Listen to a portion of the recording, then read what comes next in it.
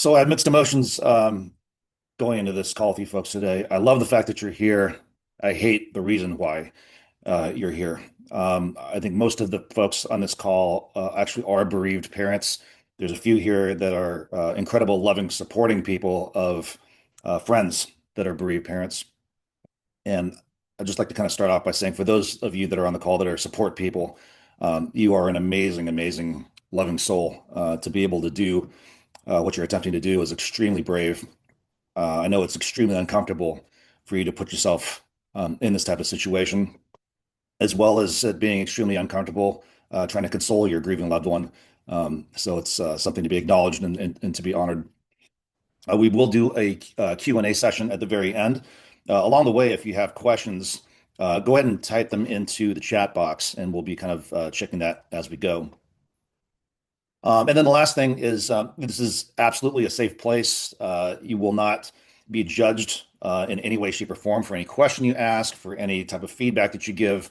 And so I highly encourage you to feel very free and comfortable in expressing yourself when we do the Q&A. This is one of the rare situations where you do not have to censor yourself or hold back how you really feel. And if you are a bereaved parent like me, then you know you've been in situations just like I have, where you have felt like you could not express how you truly felt because you're trying to be considerate um, and maybe polite, right, towards other people that don't understand the situation you're in. And though sometimes maybe that can be an appropriate thing, if you do it too often and for too long a period, it can absolutely start to eat away at your soul because you're not able to be authentic. You're not able to express your grief. And on this call, you will be able to do that at the very end. So we're going to start off, and I'm going to start off by saying that we're going to talk about things that perhaps you cannot talk about with other people. Um, and oftentimes, other people that have not experienced the horrific experience that we have experienced, um, they can't fully grasp or understand our situation. And so I don't know if you've ever been in this situation. I certainly have, where I voiced my feeling about being a bereaved parent, and it was almost met with opposition. And it was met with opposition from people who love me and care about me, people that actually are sensitive and compassionate. But because they lack the life experience that we have gone through, they have a very different perspective on the issue of losing a child. And so this topic that I'm about to roll into fits into that category. I will now very freely say that not all grief is created equal. And in the beginning of my grief journey, just over a year and a half in now from losing my 14-year-old son. In the beginning, um, I would tell people that losing a child is the absolute worst thing that a human being can experience. And I remember a couple people looking at me upset because they have experienced grief and loss, but a different type of grief and a different type of loss. And they looked at me almost angry. And I was trying to explain to them that I'm not discounting other type of losses, losses of spouses, losses of siblings, losses of parents. I'm not trying to devalue that whatsoever. But comparatively, there just is no comparison. And if you're a bereaved parent, you understand what I'm saying. And if you're not a bereaved parent, I understand how that can seem very judgmental and very self-centered. But if you haven't lost a child, that's the reason why you don't understand what I'm saying. I have talked to so many bereaved parents over the last year and a half. They will all tell you the exact same thing, that no other loss that they have ever experienced compares. And so the idea that there is not a grief hierarchy is just not true, as you know, if you're a bereaved parent. I'm going to read something very quickly for you out of my book, Grief Brain. I know most of you know that this book is being released in about a week or so here. But I think this will set up the stage for the rest of this call, just so you kind of get an understanding of where I was at and to a large extent where I still am emotionally. And the purpose of sharing this with you, if you're a bereaved parent, is to let you know you're not crazy. The emotions that you're going through are not unique. They are absolutely common for parents that have lost a young child. So I'll go ahead and read this excerpt here. I will tell you from personal experience that losing a child is the deepest pain a human being can experience. I've personally experienced the death of my father, my grandparents, uncles, aunts, cousins, and several of my personal friends over the years. Not to dismiss my grief over these other losses, but losing my son at the tender age of 14 was so devastating, it made losing my other loved ones feel insignificant comparatively, even the death of my own father. My grief has not lessened over these other losses. However, Estevan's death was 1,000 times more devastating to me. The comparison to any other loss I have endured isn't even in the same stratosphere, for it was out of nature's sequence to bury my young son. He was our only child. The shock and pain of this tragedy broke me in ways that I never thought I could be broken. I was flooded with a complex cocktail of emotions, feelings of anger, sadness, gratitude, love, confusion, numbness, shock, despair, guilt, and resentment, all at the same time. Depending on the day, certain emotions were greater than others. Some moments were less heavy than others, and some consisted of meltdowns where I completely fell apart, sobbing uncontrollably to the point of dry heaving. And I'm sure many of you have been there. This was a different type of crying. I made noises I have never made before, animalistic wailing and screaming sounds of utter despair. That emotional experience is something I could have never fathomed before losing my son. And that is what makes this experience and this grief journey so unique, um, specific to parents that have lost a child. A person couldn't possibly understand what it's like unless they have lost a child themselves. And I'm sure you guys have experienced this. I've experienced receiving judgment um, and advice from people that have not lived this experience. And though their intentions, I'm sure, were good, it just pissed me the hell off to the point where I literally wanted to punch him in the face. Some of the things that they said and did, and um, judgments that they had on my perspective, it just was so angering. And so that's why I believe it's such a huge, it's so important for bereaved parents to be part of a community of other fellow bereaved parents, because this is the only environment where you can sit with someone that fully understands what you're going through. And so if you haven't connected with a group, we can certainly put you in touch with a couple different groups. Um, it may make you feel extremely comfortable if you're not part of a grieving parents group. But again, my wife and I can tell you firsthand, uh, the bond you will form and the connection you will have with other people that have gone through a similar experience as you in regards to losing a child. It's one of the most comforting communities you can be in right now, and probably for the rest of your life. So my book that's coming out, it's called Grief Brain, and um, Grief Brain has several different meanings. But one of the things I'll share with you right now is grief brain is a term that's used to describe what your brain is literally going through when you experience heavy trauma, like losing a child. What ends up happening is there's certain parts of your brain that process and take on the load of trauma. Your amygdala is part of your brain that is the immediate, I call it the first responder part of your brain when it comes to experiencing trauma. Processes emotion. It takes on all that load. Your prefrontal cortex is another part of your brain, and the prefrontal cortex um, is the part of the brain that deals with more logical decision-making type of activity. And when you go through heavy trauma, your prefrontal cortex, to a certain degree, kind of almost semi shuts down. And the reason it shuts down, it sounds like a negative thing. It's actually a very positive thing. With your prefrontal cortex shutting down while you have grief brain, what's happening is it is a form of almost semi-denial. And the reason that's so important is that is a survival tool. The trauma of losing a child is so it's so traumatic that if you truly, fully grasp the gravity of losing a child in that moment, you wouldn't be able to function. And so I've experienced this. I've talked to other parents that have lost children. They've had a very similar experience where there was part of their brain that almost tricked them into thinking that one day their child was going to just come around the corner and laugh and smile and say, "Oh, this was a big joke," as if this wasn't real. And that semi-delusional thought, that's part of what happens when you have grief brain. Your brain is trying to protect yourself from imploding.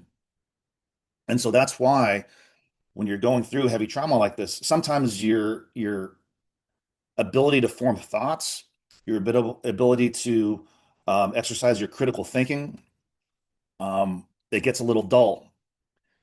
And for me, when I was going through that, it was absolutely maddening because I recognized that I wasn't as sharp as I usually am, and it was so frustrating.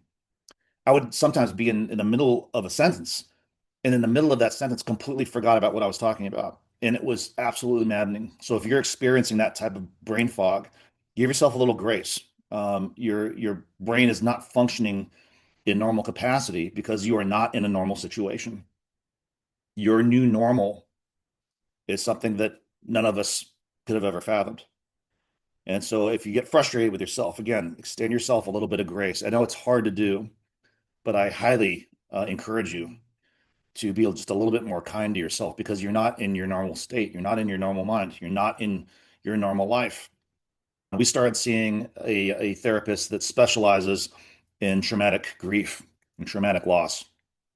We started seeing her 4 weeks in, which I think is pretty early to start seeing a therapist. But she shared some things with us that helped us stay sane. One of the first things she told us is there's going to be three types of people in your life. There's going to be people that you thought would show up for you, that will show up for you in a beautiful way.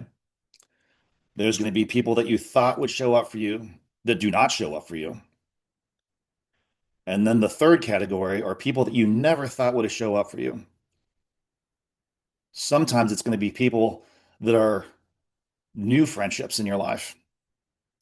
And for whatever reason, some of these new friends will show up for you more consistently and in a more beautiful way than these friendships that you may have had for 20, 30, 40 years. And it doesn't make any sense. But always remember that those three different categories of people, we tend to focus on category two, right? The people that don't show up for us because it's so hurtful. Um, I've had friends I've known for years that I thought we were so close. Um, I haven't heard from them since my son's memorial service. It's been a year and a half. Crickets, radio silence. And it's hurtful. And I'm sure you've had folks that you thought would show up for you too, family members, even siblings, people that you thought would be there for you, and they are gone. It's so hurtful. And I know how that feels. So if you're experiencing that, just know that there's nothing wrong with you. Your family is not evil. You are not only surrounded by terrible friends. It's not a reflection on you. This is just the way it is. So some people won't show up. Um, but the people that will show up for you kind of out of the blue, these people are godsend. Um, the kindness that we've been extended is beyond anything I would have ever expected. And again, that's why I say it's so important to be connected with other bereaved parents um, because they know your pain. They know your pain firsthand. Um,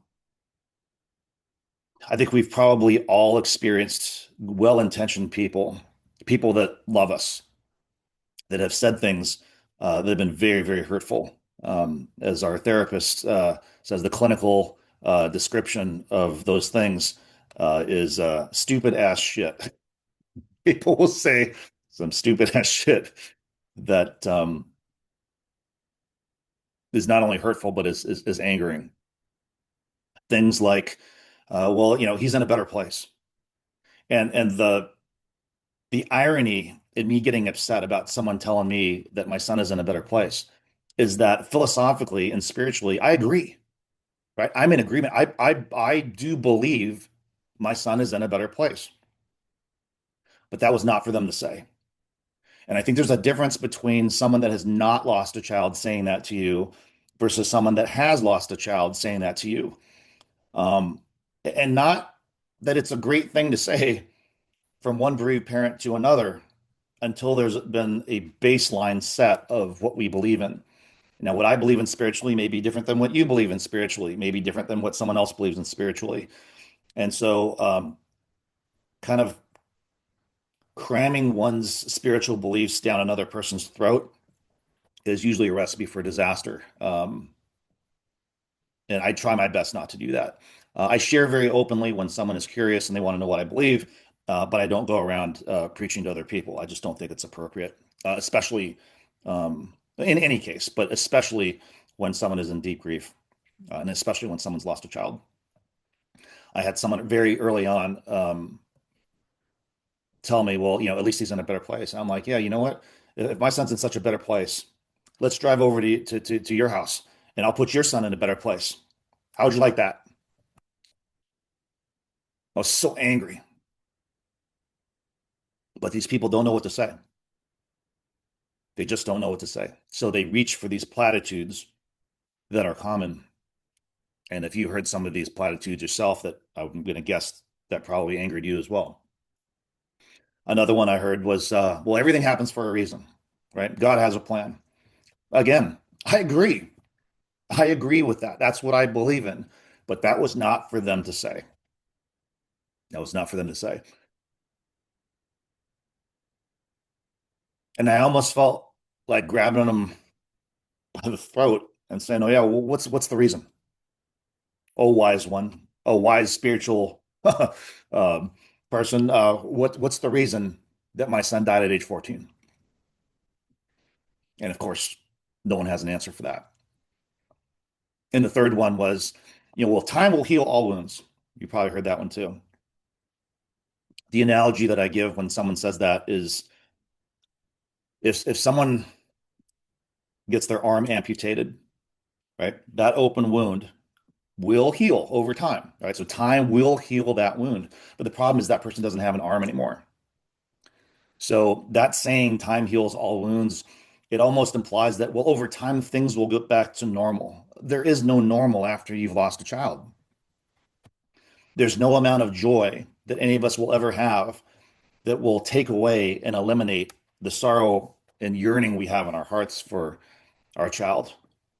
There's nothing that will make us miss our child less. Now, there are tools, and some of them I'll share with you today.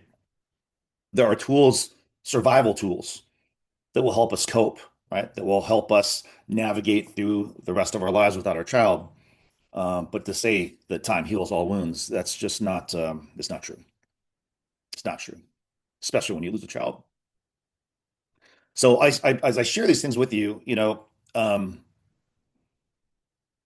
there's a certain part in my heart that realizes I have to have compassion towards people that say these stupid things, these hurtful things, because um, you're probably like me, and I'm probably like them in the sense that I don't know about you, I was never taught grief etiquette.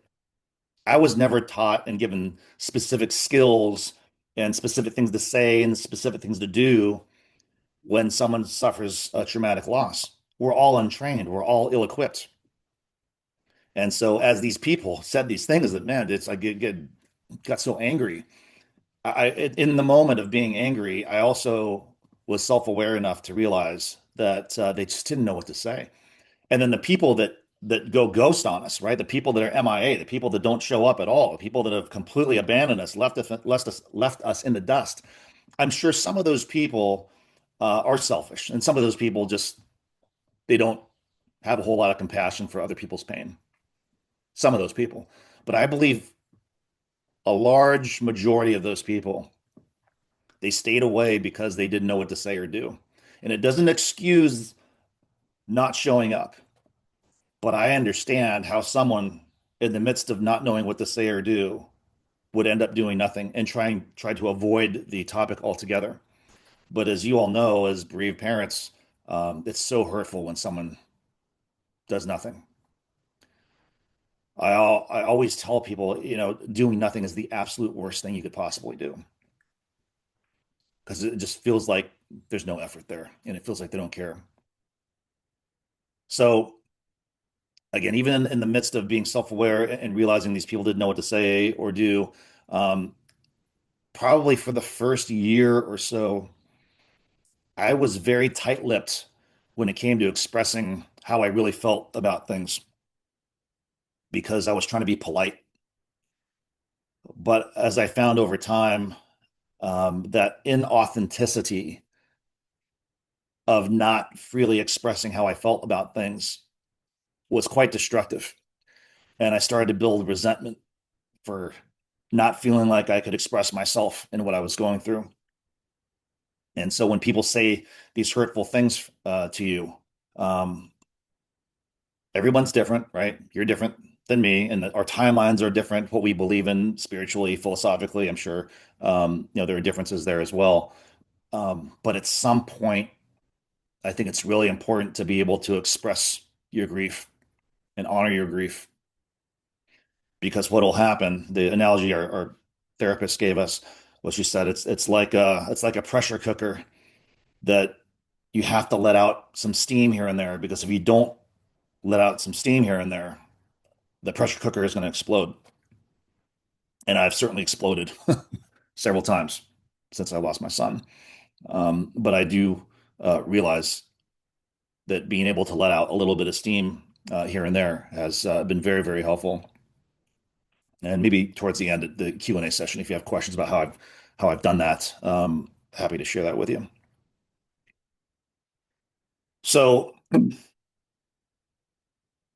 most of our loved ones that are trying to show up for us, I think what they're trying to do, those that have the courage to attempt to show up for us, I think what they're trying to do is lessen our sadness. I think they are trying to fix the problem and they are trying to restore us back to who we were before we lost our child. And as you know, none of those things is possible, right? You cannot fix the problem of losing a child. Um, you will never be restored back to who you were before the death of your child, right? Our lives are now divided into two stages or two phases. There is the phase of my life when my son was here. That was phase one, and now phase two of my life is living life without my son here. I will never be able to go back and be the same person I was before the death of my son. Um, that person's gone. That version of Darren doesn't exist anymore. This new version of Darren is what I am trying to recalibrate, trying to redefine, trying to rebrand, trying to reimagine this new life without my son. Um, it's been it's been torturous, and I know it's been torturous for you. But the goal is not to be unsad, because to be unsad would mean that I miss my son less or that I love my son less, neither of which are going to ever happen. So the goal is not to be unsad, to remove the sadness, right? That's not the goal. The goal is to de-intensify the trauma and the PTSD. And I think this is something really, really important for all of us to understand. And that is, um, these are two separate issues. Issue one is to try to reduce the trauma and the PTSD. That is very separate from missing our child.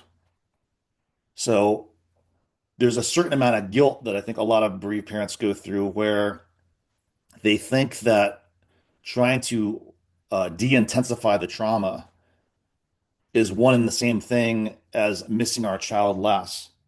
I think there's a guilt involved in feeling like that, right?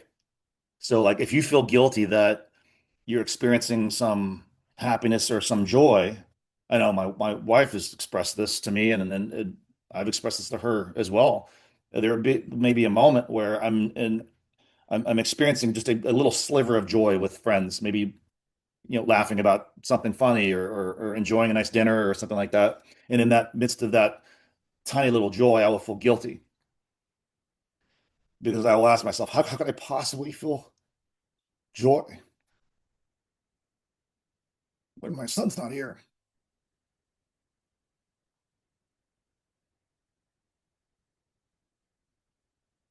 But that's not what's happening when we are trying to heal. We're not trying to miss our child less. We're not trying to love our child less. We are not trying to move on with our lives and leaving our child in the past. We're just trying to de-intensify the trauma, the anxiety that comes with the PTSD. So if you've already tapped into some things in your life that bring you any sliver of happiness or joy, even if it's temporary, I would encourage you to remind yourself that in that moment, you are not missing your child any less. You're not dishonoring the memory of your child. You're not forgetting about your child. The goal, as I like to think of it, is I'm trying to survive.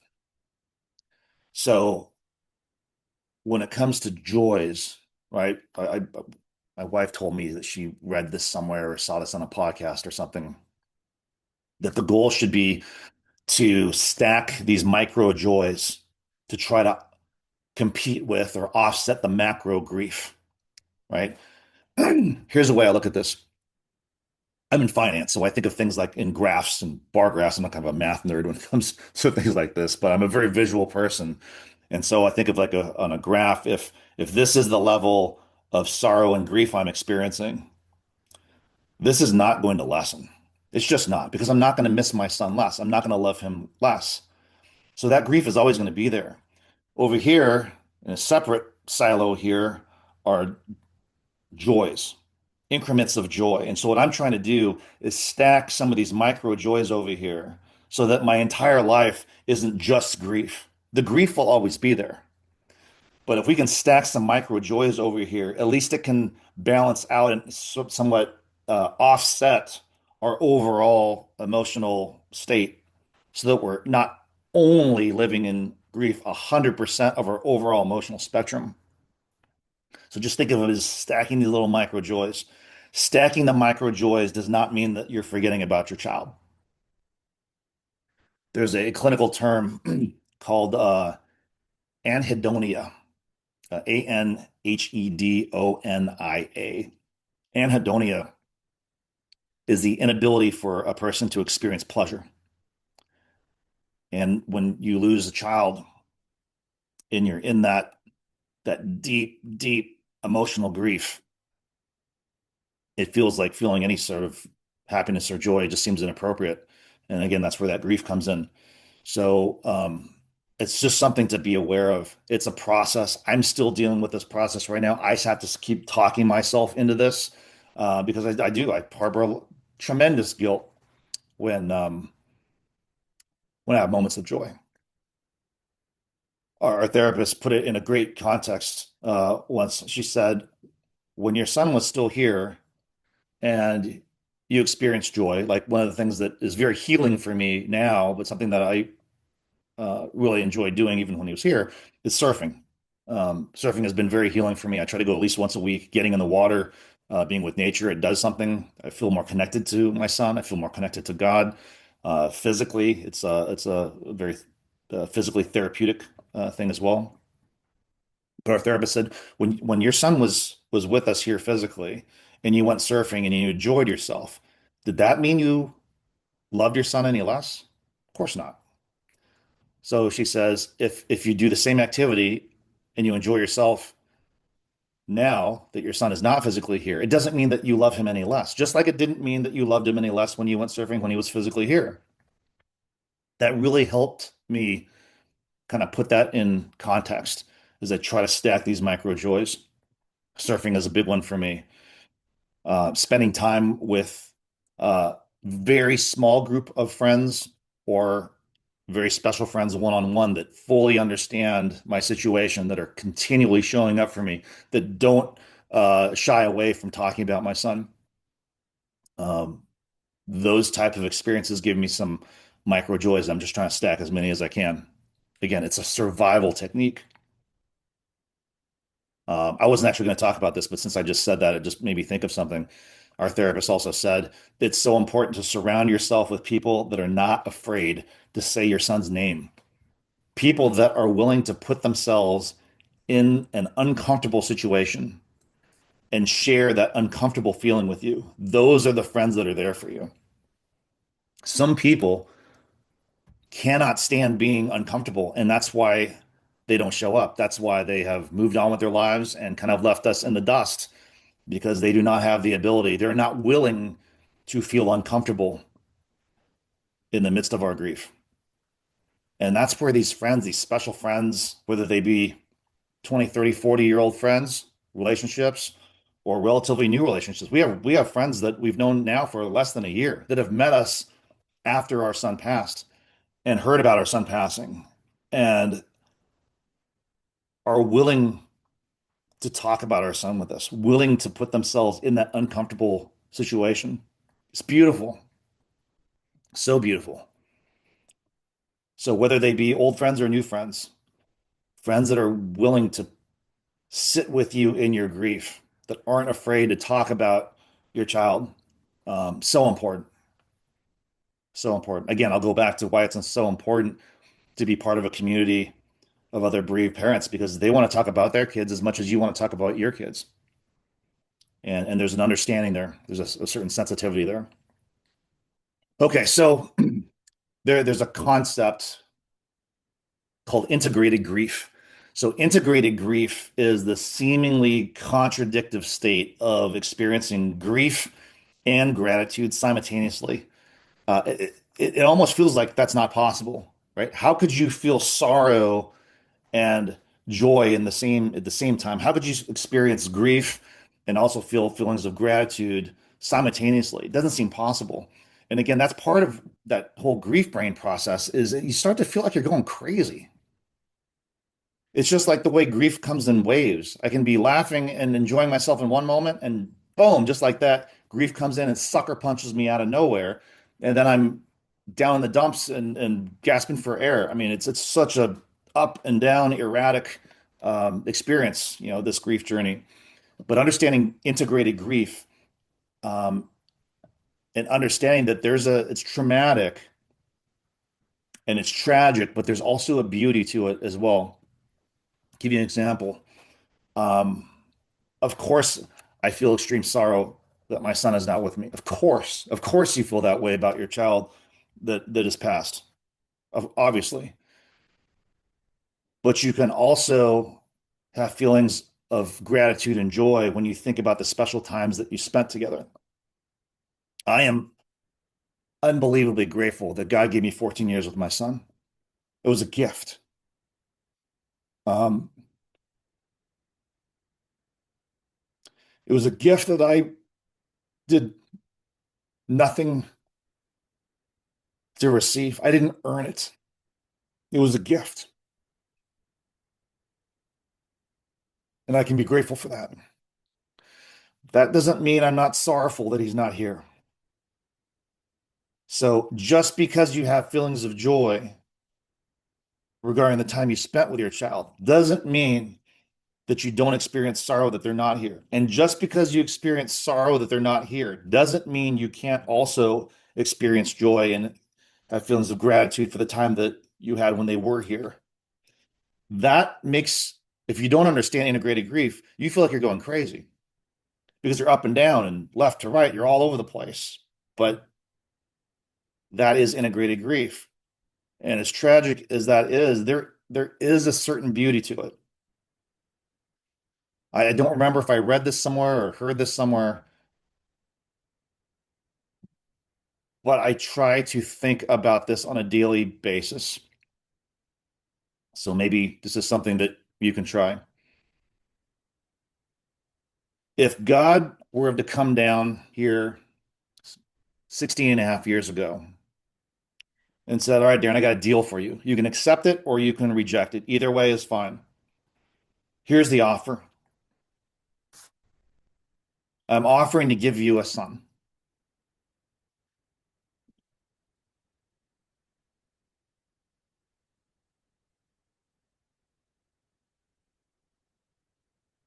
and you will experience a depth of love that is beyond what you can comprehend right now. And you have an amazing relationship with your son. It will be the first time you will truly experience unconditional love.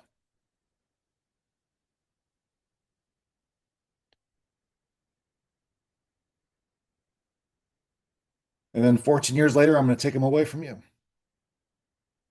And you are going to experience a deeper sorrow than you could ever fathom. It will bring you to your knees. It will make you question your own existence. It will make you wish that you weren't here anymore.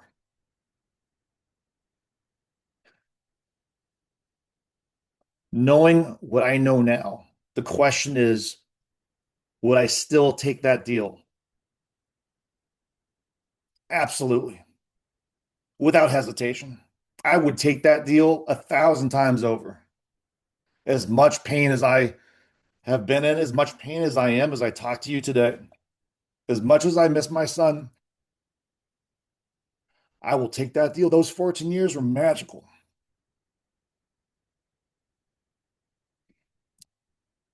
That is integrated grief. And so there is a beauty to it. It's painful, unbelievably painful, but I would take that deal 1,000 times over. I've also experienced, I don't know if you've experienced this, there will be times where you'll get together with special people and you'll celebrate the life of your child, and they will be supportive and loving and compassionate. You may even share memories. They may share memories that they have, time they spent with your child, and it will warm your heart, and you'll have this somewhat of a mountaintop emotional experience. And the next day you will wake up and you will be down in the dumps lower than you were in a long time. It's called grief hangover. Almost every time we have some sort of celebratory memorial type of ceremony or service or event honoring our son's life, the next day, my wife and I, we are down in the dumps, heavy. Everything is just unbelievably heavy. And again, they call that grief hangover. When we're in that heaviness, our logical minds even wonder, maybe we shouldn't have done that ceremony. Maybe we shouldn't have had that event because it's so heavy, it's so sorrowful and painful. But that up and downness, if that's an expression, that up and downness, that is the grief journey. You're going to have the ups and downs. You're going to have the downs regardless. You got to offset the downs with the ups. And so grief hangover, it's worth it. But don't feel like you're going crazy when you have the grief hangover. It's very, very normal. Uh, this is another thing that's helped us tremendously. Early on, our therapist told us that we were going to experience two different types of losses. We were going to experience his loss, our son's loss, and then we're going to experience our loss as his parents. I didn't understand that when she first said that because we were so focused on just the loss in general. And as parents, we always want what's best for our children. And so we were focused on his loss, things that he was going to miss out on. We would go to a restaurant that we used to eat together as a family, and we say, "Oh, Estevan would have loved this dish. This was his favorite." Or we try something new, or we traveled to a new place in the world, and we said, "Oh, Estevan would have loved this. I wish he would have been here." those are examples of what he's missing out on. As time has gone on, again, this is specific to our spiritual beliefs, um, where we believe our son is now is in a place that is far better than the misery that we're living in here on earth. Um, we feel now he's not missing out on anything. He's experienced ultimate joy. He's with God. He is void of all pain, void of all worry, void of anything negative. Um, so we don't mourn his loss anymore. However, we mourn our loss. So that second loss, our loss, the things that we're missing out on. One of my employees got married last year, and this was only, geez, maybe about a year in. I think about a year in to us losing our son, and we went to the wedding, and at the reception they had the mother son dance. Oh, watching my wife in that pain, watching that mother son dance was just unbearable.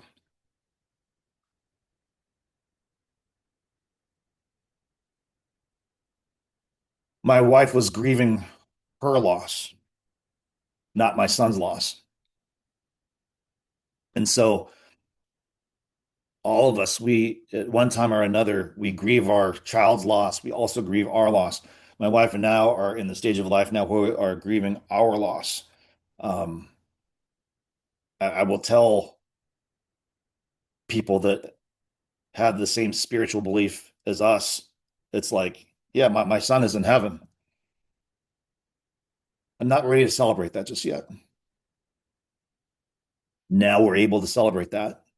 But just because my son is experiencing that joy in heaven doesn't mean that I'm not living in sorrow, right? And that grief and that sorrow of our loss needs to be expressed. It needs to be acknowledged. It needs to be honored. So just because one of those beliefs is true, it doesn't eliminate the validity of the other.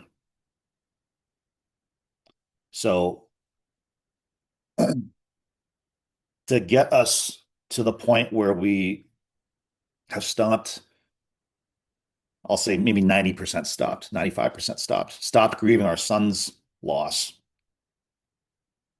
is this concept of coming into this present moment. So our therapist did such a masterful job of explaining this to us. She never told us what to do. She never told us what to believe in. She just asked questions. She said, where, our son's name is Estevan, where do you believe Estevan is now? Right? Because he's not at the cemetery in his grave. He's where is he? We said, we believe he's in heaven. Who do you believe he's with? You believe he's with God. Do you believe he's in any pain? No. Do you believe he's experiencing ultimate joy and ultimate happiness? Yes. She says that's where he is in this present moment, right? The past, the incident of his death, doesn't exist anymore. It's in the past. The future that you're worrying about, living your life without your son, that hasn't happened yet. That doesn't exist. The only thing that exists is this present moment. So she says, when you start to feel yourself emotionally spiral, try to go back to this present moment. Go through the series of questions. Where is your son now? What is he experiencing now?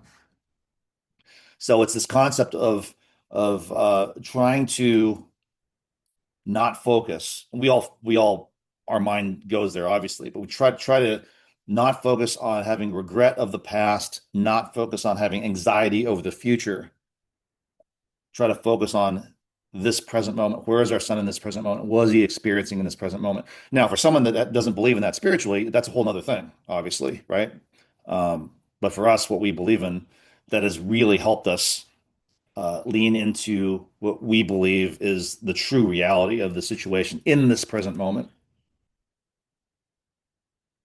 Now, the last section I'll hit here is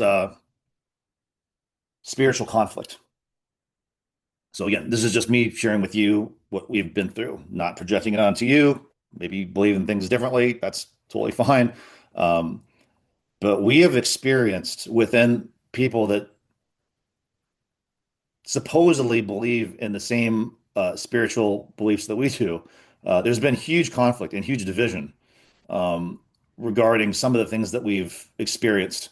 I won't go into all of this stuff here, but um, there were things that I was taught from a spiritual standpoint that did not feel like they were matching up with my experience of losing my son. And I'll just share a couple with you. Um, there's a couple biblical verses that when people would cite them, it angered me. Uh, one of them is 1 Corinthians verses 10 through 13. It talks about how God will never give you more than you can handle. And when people said that, it's like, man, who do you think you are telling me that? As I researched a little bit more, that verse is so misinterpreted. It didn't say that God will never give you life experiences that you cannot handle. It said that God will never give you a temptation that you cannot resist.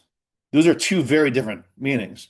So this whole idea of God will never give you anything you can't handle, really? Have you lost a child? Because you haven't lost a child, you can't say that. Because I will tell you, I couldn't handle this. Not alone, not in my earthly human experience. For folks that don't have a spiritual belief, I don't know how they're surviving an experience like this. Um, and and the second thing that people said that really pissed me off was uh, they quote Philippians 4:7. It says, God will grant you a peace that surpasses all understanding. For the first 3 months, I'm like, God, where's my peace that supposedly is supposed to be granted to me that surpasses all understanding? I ain't feeling no peace. And I was angry. I don't, I wouldn't say I was angry at God, but I was angry. And it felt like God was nowhere to be found. I did not feel God's presence. My wife did immediately. I did not for months. And then I started to have some experiences that made it very evident to me that God was walking with me the entire time. Um, though he was silent for several months. And I have some beliefs about why that was. But I'm going to wrap up with this and we'll open up to Q&A. Some of that spiritual conflict has come in. I will tell you, I think to me, again, my own personal beliefs, to me, there's a difference between dreaming about my son, having a dream about my son, and my son coming to me in a dream. I've experienced both. I've received very specific messages. I have seen my son in spirit form while I was awake very vividly. We have had things happen that we believe are signs that in the beginning, I thought these people that say that the spirit of their children are sending them white feathers or sending them songs and stuff like that. I thought, these people are nuts, man. That sounds like some woo-woo shit. That sounds like crazy talk. But after we documented all this, after about 60 signs that were consistent, I started considering maybe it's maybe it's more illogical that you might experience 60 coincidences that all line up. But those things have given us great comfort. And now we're in a place where we have experienced um, seeing through the veil and seeing the other side. And it has been more real than anything I've ever experienced in my life. Uh, we had an experience a few weeks ago, um, and I'll just say that that experience gave me more, the first time I've experienced true joy since we lost our son a year and a half ago, and a level of joy that is greater than anything I've ever experienced in my entire life. And this was a visual and physical experience, an experience that I cannot deny. Um, that has shifted our perspective on this whole journey dramatically for the better. And again, I'm happy to share some of these crazy things with you if you are curious. And if not, I won't share these things with you because you might think I'm a an absolute nut job. Okay. I'm going to wrap up here and then we'll open up to Q&A. I'm going to put two links in the chat box here. The first one is the link to my book, Grief Brain, that's available for pre-order on Barnes and Noble. And then the second link I'm going to put in here is the charitable foundation that my wife and I started. My wife is really kind of spearheading this whole movement. Um, it's called Life After Love. And the mission of our foundation is to provide um, healing modalities for bereaved parents. So, putting folks in touch with the right therapists and even some of the woo-woo stuff. We have equine therapy, which is a therapy where the therapist uses horses. Um, there are some plant medicine type resources that we have. Uh, and by the way, we have personally experienced all of these different modalities, and I can tell you what my perspective has been in receiving some of these healing modalities. Microcurrent neurofeedback therapy, EMDR therapy, um, sound baths, Reiki sessions. I saw a somatic healer that did some really amazing stuff. And so a lot of these things are really kind of outside the nine dots. And again, I'll wrap up by saying this. I'm a very logical person. I am a very analytical person. I'm a skeptic, extreme skeptic. Uh, I am a little snarky when it comes to poo-pooing things that don't make logical sense to me. Um, and so a good friend of mine said, I wouldn't believe in half of the shit you've been telling me if it was anyone other than you telling me this. He goes, because I know you're a very analytical person. He goes, I can't deny what you're saying because if anyone was going to make fun of this kind of stuff, it would be you. So yeah, just kind of put that in context. So okay, let's go and I'm going to go into the chat box here, see if there's any questions. By the way, on the call, we have folks from all over the place here. We have Canada, we have Anaheim, California, we have Michigan, and I know when I saw the registrants, we have people from Mexico, Great Britain. I know I'm going to leave some out here. Netherlands, Denmark, Australia, Angola, Zimbabwe. Pretty amazing. I mean, I hate the fact that you're all here, but I'm glad you're here, and I'm glad that we're able to give you guys some good tools all over the world here. Okay.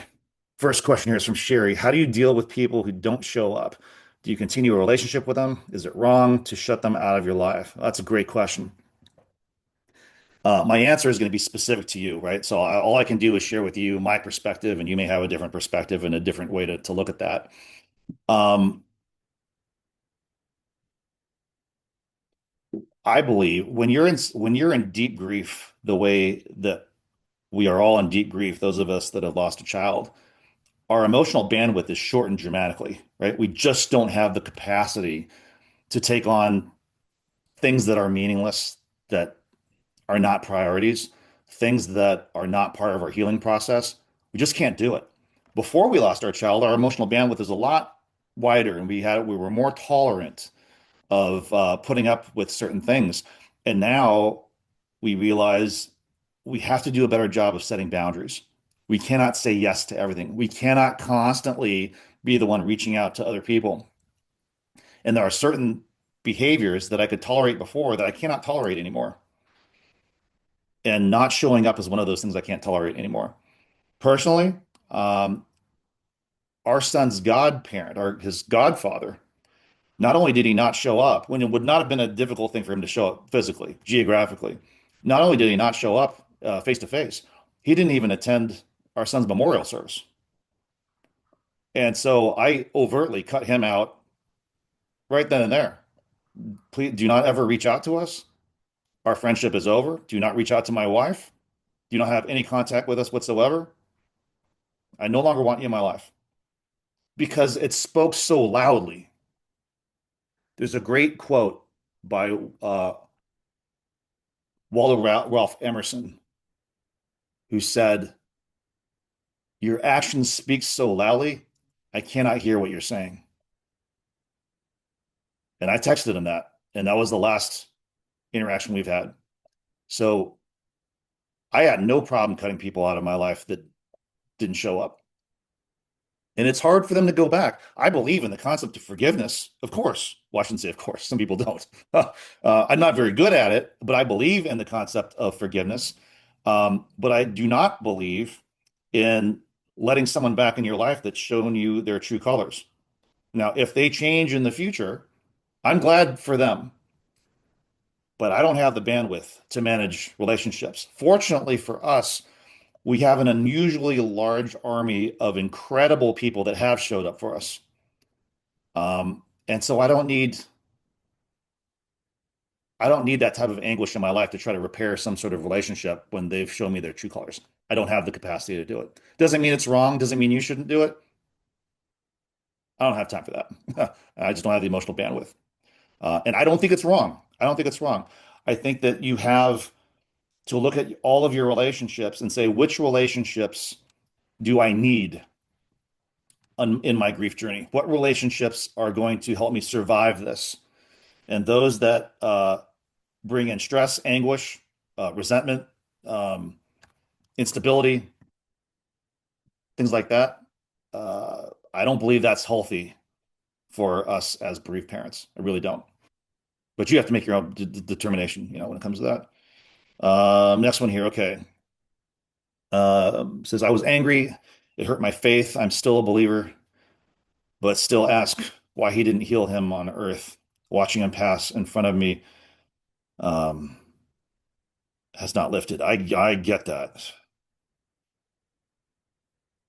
My own beliefs, I don't even like to use the term Christian anymore because it means so many different things. So I don't really use that term anymore.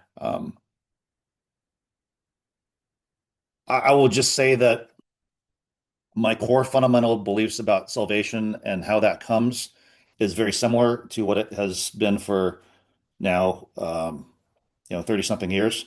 Um, but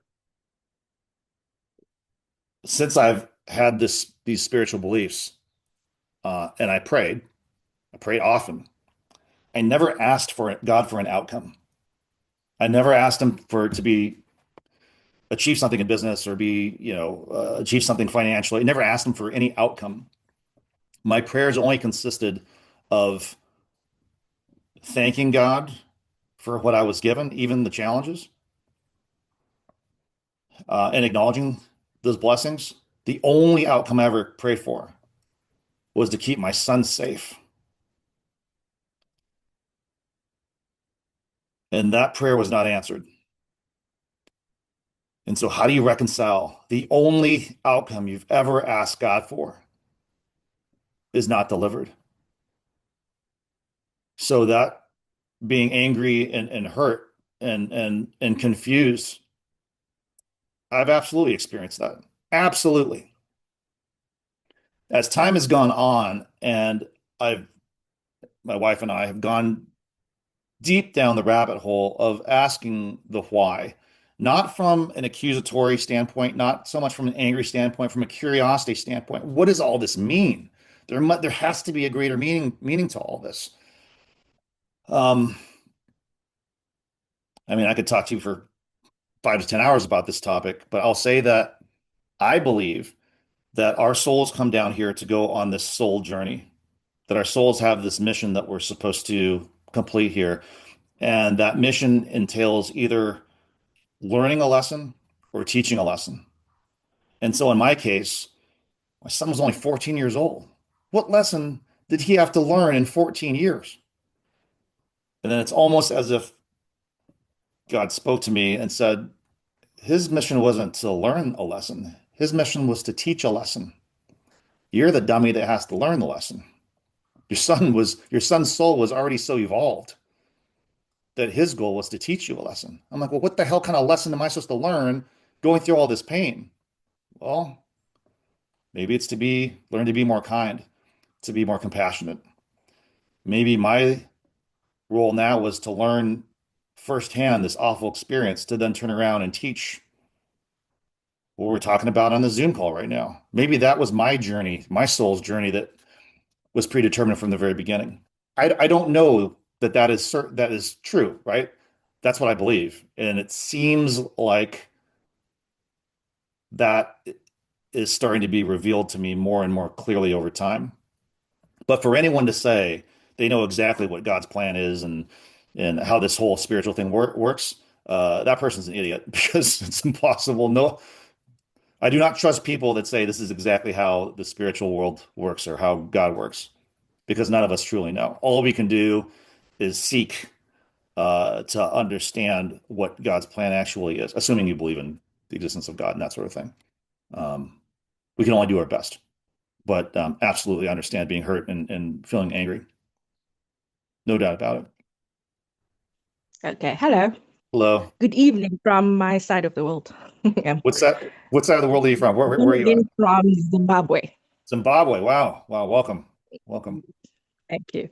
So, my question is, I know grief, we react to grief differently as a husband and a wife. So, what tools did you use to connect? Because I felt that me and my husband sort of like disconnected, not totally, but how did you connect and go back together in Just to make this sure I grief? understand the context here. You and your husband are married. You lost a child. Married, married, and we lost our 5 month old child last year. Yeah. So when we first lost our son, so many people voiced concerns. People that love us voiced concerns about our marriage, and Hmm. we both thought they were crazy. We're like, I felt like no one is ever going to understand what I'm going through more than Amelia, more than my wife. That is The, true. the bond was stronger, right? We are the only ones that truly understand where the other person was where the other person was at emotionally. And so that whole idea of the death of a child leads so many to divorce. That really perplexed me. Hmm. But 5 months in, 5 months in, this our son's death was weighing on me so heavily and was weighing on my wife so heavily.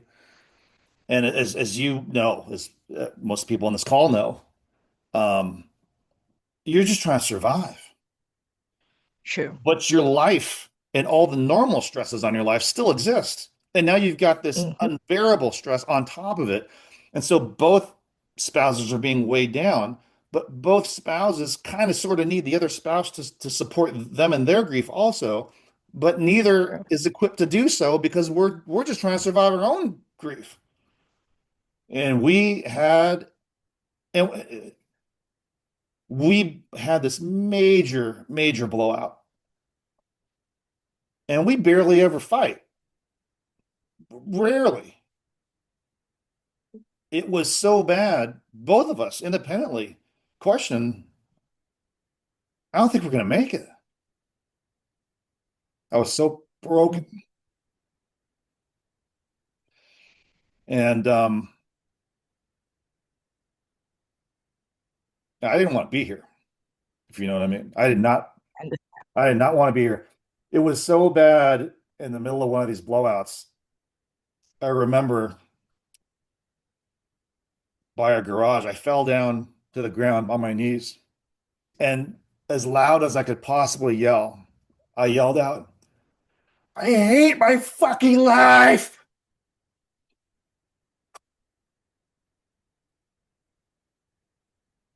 And you know what most people do when they hate their fucking life? They end their fucking life. that's true. So if you've ever felt that, I know what that feels like.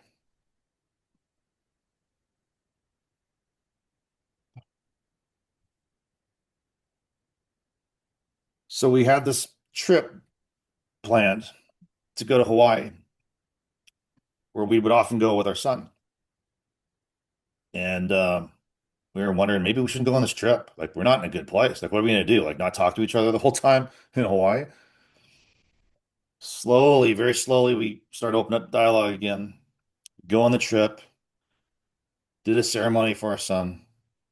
came back, and we went to the sound bath.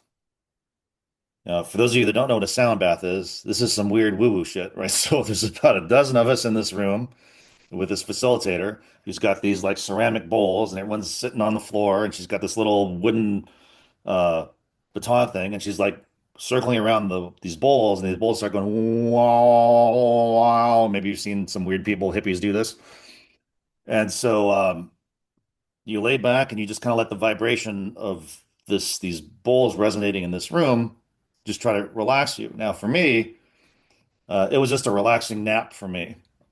My wife, who's connected much more spiritually, I think, than I am, so she traveled. Now, you could say, well, maybe it's just in your mind. Maybe it's your spirit actually leaving your body and having an out-of-body experience, the way someone that has a near-death experience might have. But she had heard from this grieving mothers group that you could put yourself in a meditative state and you could pick a place in your mind to go to, a physical place that you could invite your child to come and you could meet your child's spirit and you could meet and you could connect. This all sounds crazy to me at the time, right? So she does this in the thing and she travels to this open field and she says our son shows up and they embrace and they talk and they connect. Beautiful experience. After the sound bath thing is over, the lights turn on and we go around the room and kind of very shortly debrief with each other. And there's this young woman with some friends on the other side of the room who we've never met before, never talked to before.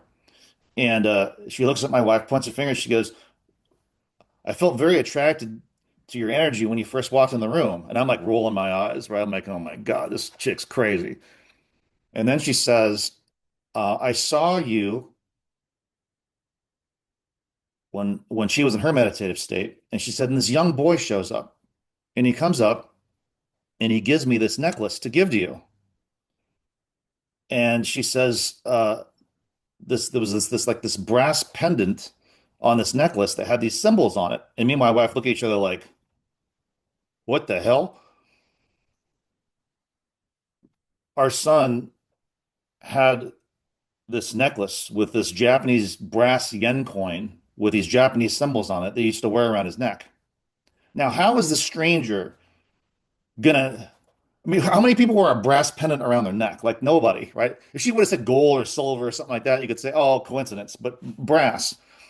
So we go and talk to her afterwards, and she tells my wife um, that she had this experience and saw everything, and they were in a field. And my wife says, I put us in the field. Now, how was that girl going to know that Amelia connected with our son in this open field? It's just amazing. And then she said there was afterwards.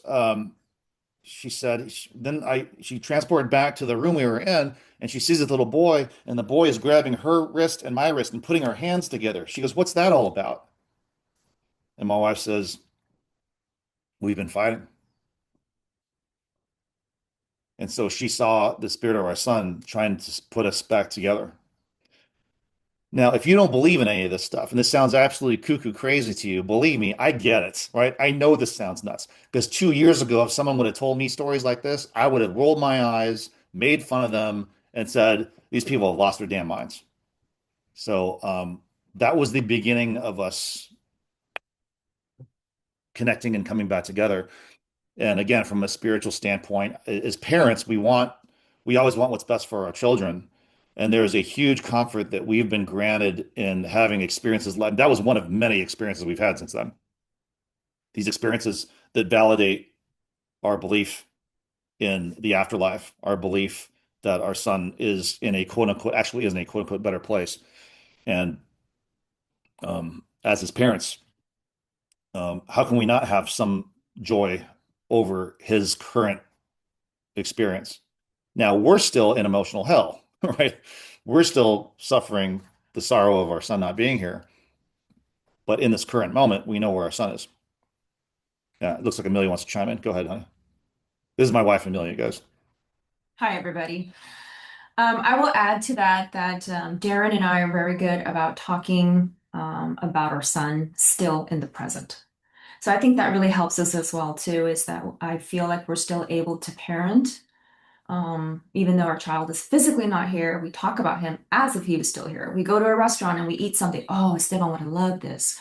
So I think it still binds us together. It keeps us together because we are still interacting and talking about our son as if he was still physically here. And I think for me, being able to openly and always talk about my son, give me any time that I can talk about him and I will, but to be able to share that with my husband, I think that also helps our relationship and stay together. Um, and so I just wanted to share that as well too, is that we still parent every day, even though he's not here. Whenever we do things like this, we're honoring their memory, we're honoring their life, and we're still honoring them as their parents. We are all still parents. Um, Estevan was our only child. And so I know we, at some early on, we started questioning, like, are we still parents? Like, we don't have a child here anymore. We are absolutely still parents. And again, we've gotten confirmation from, I know this is weird, sounds weird. We've gotten confirmation from our son Spirit that it brings him happiness and joy for him to see what we're doing, not only to honor his memory, but to try to live a life where we can stack some joys. I'd like Amelia to answer this one. Do you experience grief differently than your wife?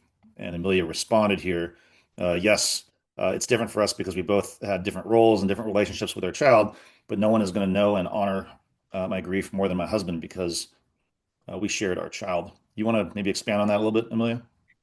Sure. I think, for me, he was 14, still living at home, and I was the day-to-day caretaker for him. So therefore, my responsibilities were different than Darren. And I feel like, you know, my role as a mom, my duties as a mom are different than that of the father. Um, and Darren's relationship with our son was also, they had a very deep, deep bond. They still have a very deep bond, but they had a very deep bond where they talked about different, current events and different likes of, and they did different activities than I did with my son. So I think, when my son first passed, I did ask, am I still a mom? Because I didn't have those responsibilities anymore. I didn't have those physical tasks that I was doing every day with my son. We grieve differently, 100%. But at the same time, we grieve the same, which is weird. Um, but, you know, my relationship with my son was also very deep. And so I just feel like you grieve differently because, again, your relationship is different. Each person has a different relationship with the child, and the child reacts differently to each parent. And so it's not uncommon to hear that husbands and wives grieve differently. But it's also because we process our emotions quite different than men. Men process their emotions different as well too. And so just on that alone, you're going to grieve differently. This is, I don't know if you guys are experiencing this. We have certainly experienced this. It is shocking how common this experience is. When we first went through our thing, I mean, we felt like I almost felt like God was picking on us. Like, how could this possibly happen? And then Amelia joined a grieving mamas group about a year ago. At the time, they only had 20 something members, and in what, a year's time, there's 40 something. It's more than doubled. Um, I had a friend of mine of 25 plus years reach out to me last week, uh, telling me that she just lost her 19-year-old son.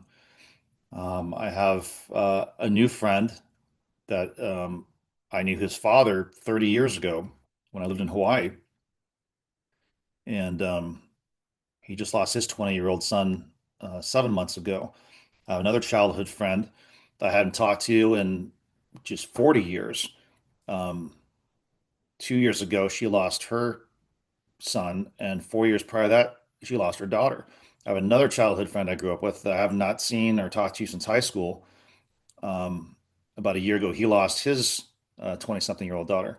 I mean, it is so com our neighbor across the street lost her 20-year-old son just under a year ago. It's like this is such a common thing. I'd never heard of anything like this being so common before. And I don't know if I was not paying attention, if I was desensitized, if I was just not, I don't know, but our experience is not unique. There's a huge number of people that are suffering this tragedy right now. And most people that they're afraid to talk about it. There are not a whole lot of channels to talk about it. They feel isolated because no one in their circle can understand their level of pain. And so they just repress all of their emotions. And it's not healthy. It's not healthy. Grief needs to be expressed. Grief needs to be honored. And when you've lost a child, um, people don't want to talk. Most people, I shouldn't say people. Most people do not want to talk to you about this because it's so damn uncomfortable for them. So if you do have people that love you that have not had this experience that still are still showing up for you, those are incredibly special people. And then again, if you can get connected with a community of other bereaved parents, it's really great in the healing process. The first one that Amelia kind of connected me with is a group called Helping Parents Heal. There's a Facebook group. If you want to look them up, you'll be able to, even if you don't want to post anything, you can read other people's posts, other bereaved parents and what they're going through. And though that sounds like the worst thing you could possibly want, I mean, who wants to read a bunch of, uh, you know, sorrowful stories from parents that have lost kids? I mean, that sounds like a terrible thing. But what it did for me, one, it made me feel less alone. And two, not that any one of us should be playing the comparison game. Some of these stories were just so traumatic and just extreme. It made me realize not only is this other person experiencing the same type of sorrow I am, their situation seemed to be far more traumatic than my situation, and it made me more compassionate. So, helping parents heal Facebook. Yes, hi, good morning. Morning. In my case, good afternoon. It's 5 p.m. here where I Morning. live. In Angola. Angola is Africa. Angola. Yes, I'm near Zimbabwe. So near the lady that spoke, in the same continent at least. Yes. I lost my child, my boy, son, 20 years. He was a very good boy, finalizing university, best university in Paris, business this year. He was 20 and like months ago. So I want to understand when you're overwhelmed, like how do you cope with the situation? For instance, you are in the street, or you are at work because I need to go back to work again. And what helps you to calm down? Because whenever I I, I start talking or something or whatever, immediately there's something in me that I want just to cry.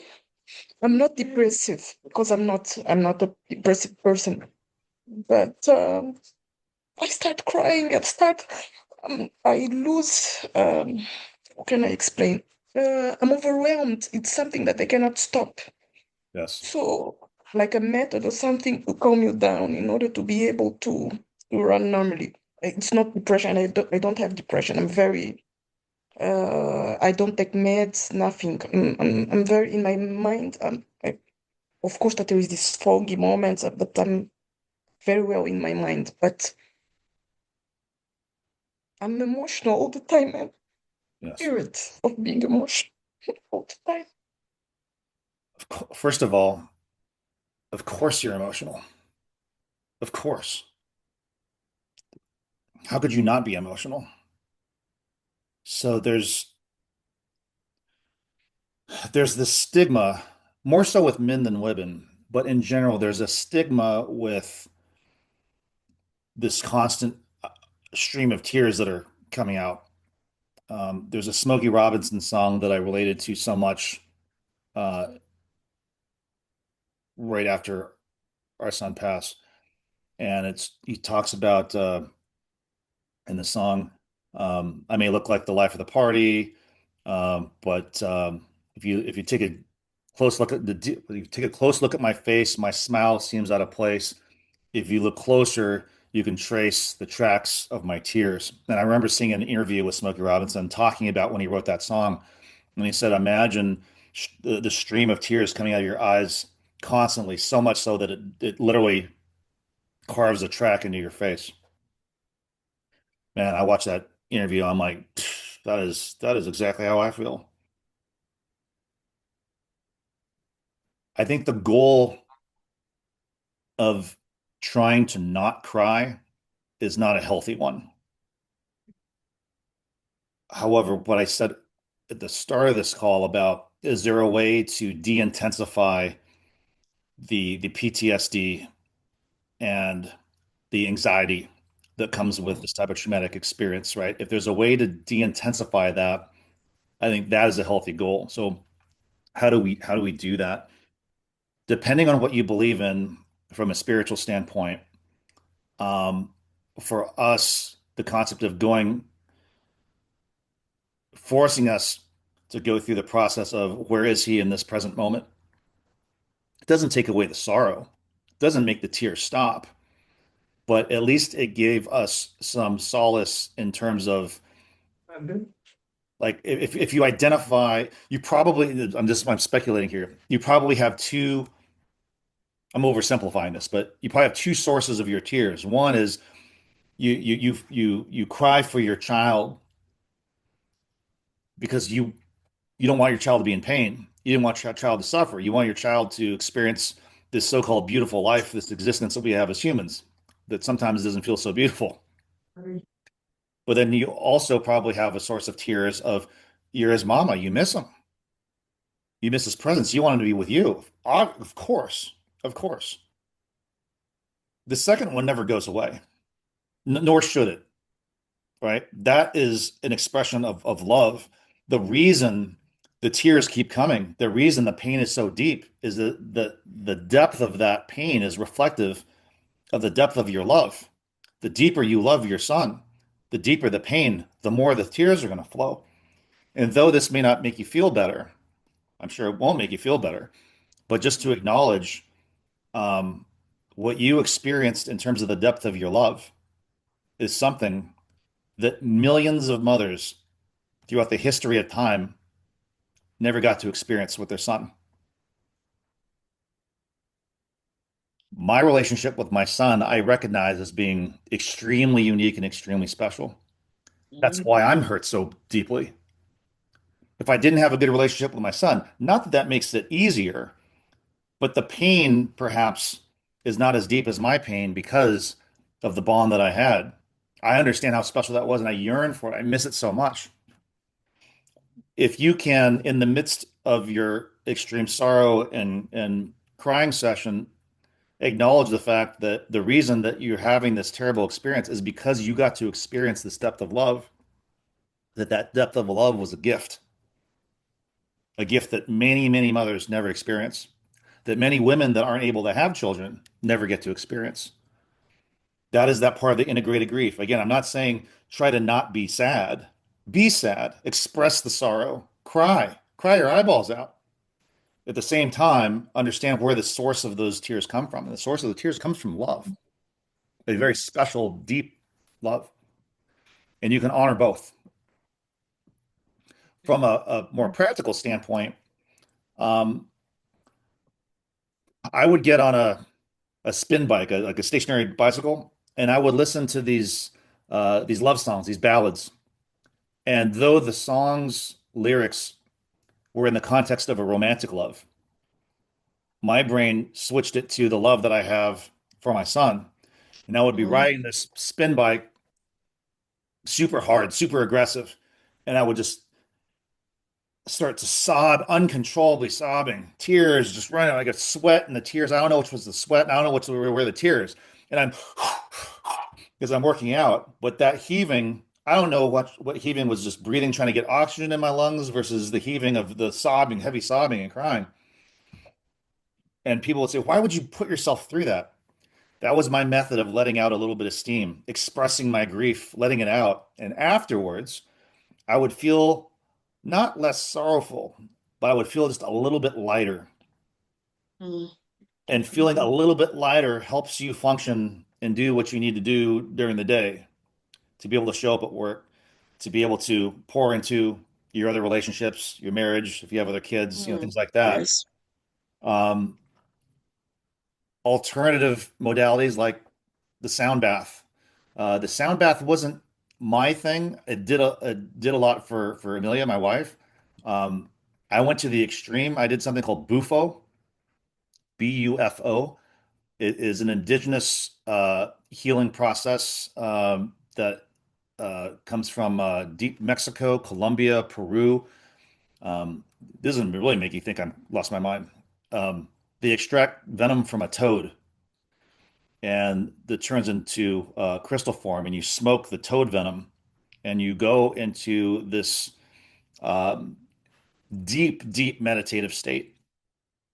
And it would take me far too many minutes and hours to explain exactly what I experienced. I've done this twice, but that has connected me from a spiritual standpoint where I have been able to talk to my son's spirit, and he has talked back to me. I have talked to God. I was given uh, incredibly insightful information as to why my life is what it is and why I've gone through this experience. And it's completely transformed my belief of an understanding of all things spiritual and the other side and the afterlife and why we go through what we go through here on earth in our human experience. So those things are again extremely alternative, but have been incredibly healing for me. And I have everyone's email address here. I'm happy to kind of compile a little list of things that I've done and explanations, and I can send that out to you guys, and you guys can do your own research and decide what you want to experiment with. But those things have been life-changing, absolutely life-changing. Do I mention these things in the book? No, no, because um, these things are so out there. I mean, I've been judged by friends. I've had Christian, very close Christian friends tell me that I'm dabbling in witchcraft, that these things are demonic, and it couldn't be further from the truth. They just do not have an understanding that the God that they serve does not have limitations, and they have put limitations on God. Yeah, but I understand these things sound crazy, and I expected to be judged. That did not surprise me. And in all transparency, if someone would have shared these things with me 2 years ago, I probably would have been leading the pack of judgers. I wouldn't believe that these things were came from a good source or anything. And I'm telling you, nothing could be further from the truth. I feel sorry for folks that are closed-minded and think of God and spirituality as a very linear, very limiting type of thing. And those are the things that I was taught. Early on in my spiritual faith, and now going through everything we've gone through for the past year and a half, I've never felt closer to God. Um, Again, there are things that I would previously call faith-based things, because faith is when you believe in something that you cannot see, right? The evidence of uh, uh, you know things being real that you cannot see. I don't have faith anymore because I've seen these things now, and now I know. So I don't define these things as beliefs or faith anymore. These are things that I've experienced from a spiritual standpoint that are literally undeniable. And again, this is coming from someone that's very analytical, very snarky, very sarcastic. Um, but I cannot unsee the things that I've seen. So I'll wrap up by saying this: when Amelia started joining these groups first, I didn't want to join any of these groups. I didn't want to talk to anybody. I just I felt like it wasn't my thing. When we had our major blowout, she did some research and found one of the counselors from that Helping Parents Heal group is a father who lost his son at, I believe, age 20. Um, and she researched this guy, and there was so many similarities between um, his relationship with his son and my relationship with my son. Long story short, when we went to Hawaii, we met with him and his wife. They told us their whole story, and that was huge for me because it was the first time I had talked to a father that had lost his son, and a father that seemed to take his parenting and role as a father as serious and as deep as I took mine. Because I felt like initially, no other father's going to understand this because no other father that I know poured into their son as much as I did. No other father could possibly feel as deep a love as I felt for my son until I met this gentleman. His name's Conrad Leslie. He actually wrote the foreword in my Grief Brain book, and that was incredibly healing for me. That was the beginning of me being starting to be a little less angry, which and believe me, I had a lot of anger, and still I still battle with that. I'm a human being, of course. It says I no longer fit in my old world. I understand that. I've been putting up walls, wanting to connect mostly with bereaved parents, where I now feel most comfortable. Absolutely, absolutely. We don't fit into our old world because our old world, I don't want to speak for you guys, but my old world, um, though I was very spiritual in my old world and had a tremendous amount of, I took my faith very seriously.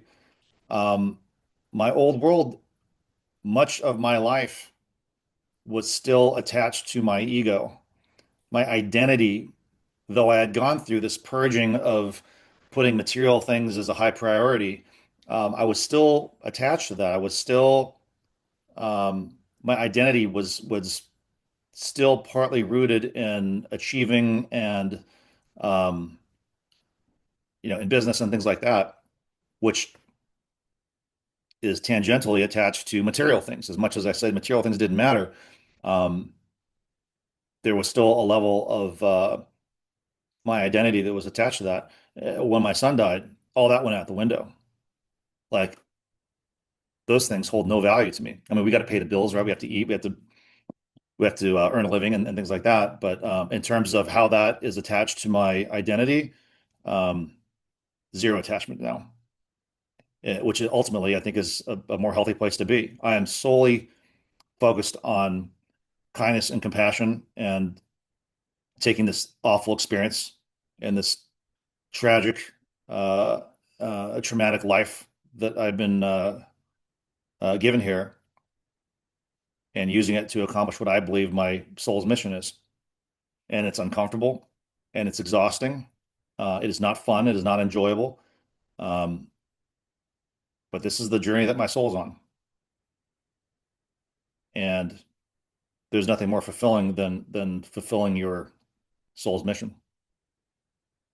I'm glad you guys were able to join us. Again, I hate the reason why you're here, but I'm glad you're here. I hope that you connect with some a group or a set of groups that's going to help you in your healing process. Again, I encourage you go to lifeafterlove.org. That's our foundation.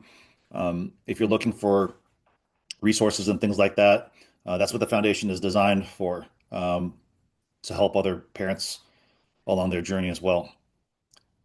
So I don't know if I'll ever do this type of Zoom thing again. Maybe I will. My emotional bandwidth is only so broad. We'll see what I can take on, but I hope you got some value out of this. Um, my hope for you is not to be less sad. My hope for you is to access some of these survival tools that'll make your journey bearable. And hopefully along the way, you'll be able to stack some micro joys to offset your grief as well. All right. I was going to say I wish you peace along the way, but you're not going to have peace. What I'm going to wish for is that God grants you the strength and the courage along your journey. And that's the best we can hope for. That's the best we can hope for. Okay. God bless you guys.